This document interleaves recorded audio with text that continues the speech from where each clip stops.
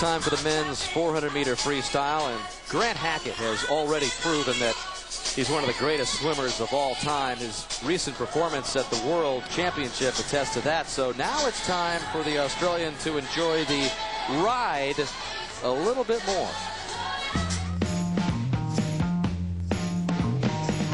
You sort of look at your career now and think, what can I do? Where's my potential? Where can it take me?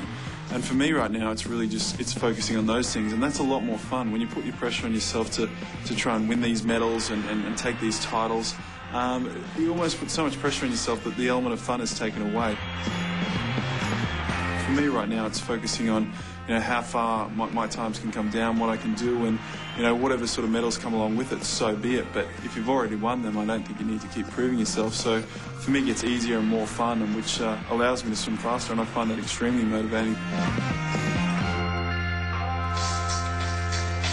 You know, through the years, Hackett has been a bit overshadowed by some of the great Aussie stars on the women's side, Susie O'Neill and, of course, Ian Thorpe. But what he did at these World Championships recently, Rowdy, just solidified himself as one of the all-time greats. First ever to win 4 consecutive world titles in the same event. Amazing stuff. Historic. I mean, when you're talking about the greatest distance swimmer in history, there's no doubt in my mind it's Grant Hackett. Hackett in lane 4 should not be challenged.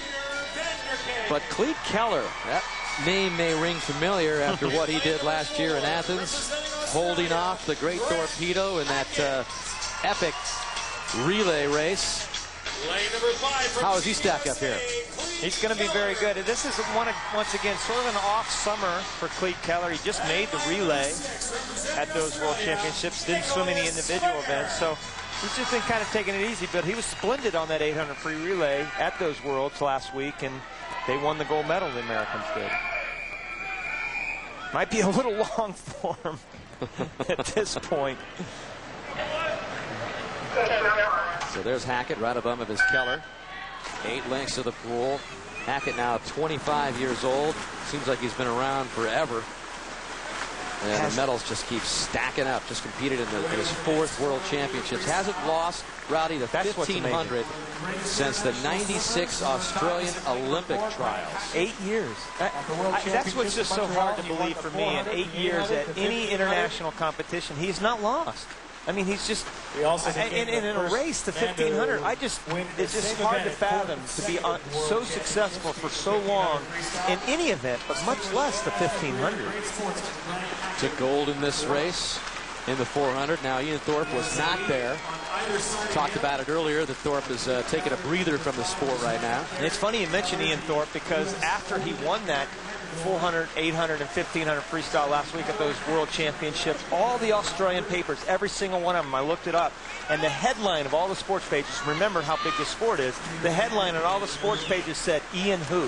I think they finally are appreciating what Grant Hackett is doing. But how quickly are those, I don't want to use the word tabloid, but how quickly do they, I mean, you know, here's Ian Thorpe, the guy isn't even there, had an incredible Olympics in Athens, but, you know, they're just so quick to say he's not there, so Ian Thorpe. But, you know, the point is, in the past, they've always said, well, because, you know, Ian Thorpe wasn't there, that's why he's so good.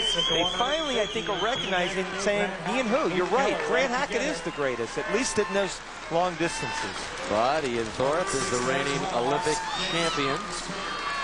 Hackett was 2nd, and Keller was 3rd.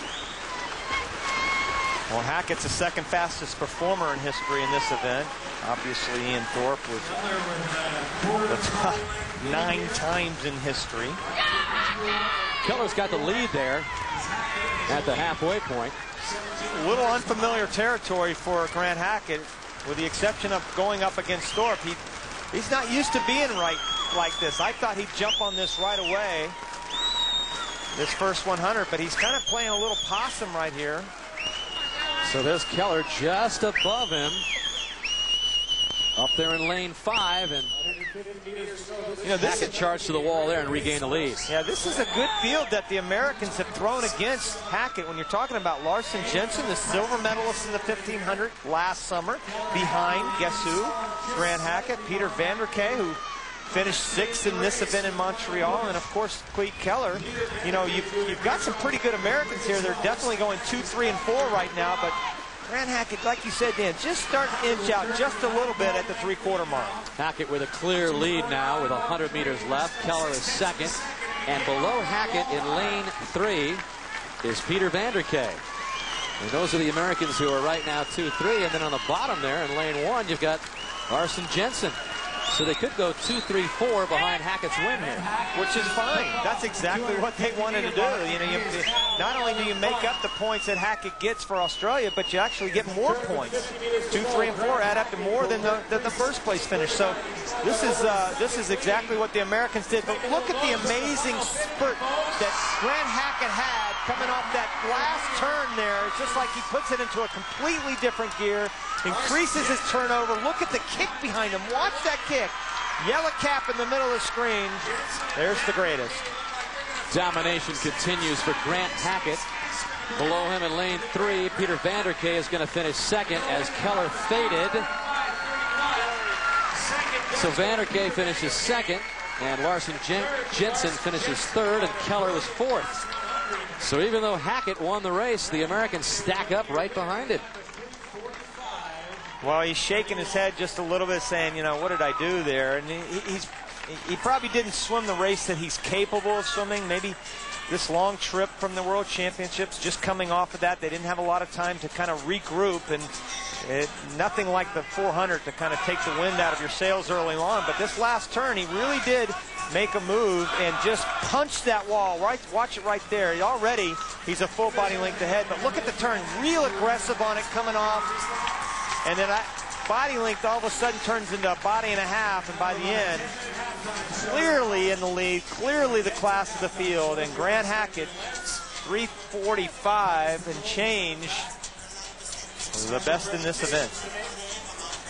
So Australia wins it, but the United States outpoints Australia with their 2-3-4 finish. They get 6 points to Hackett's 5 points for the win in the men's 400 freestyle. Back down to the deck, and Craig. Grant,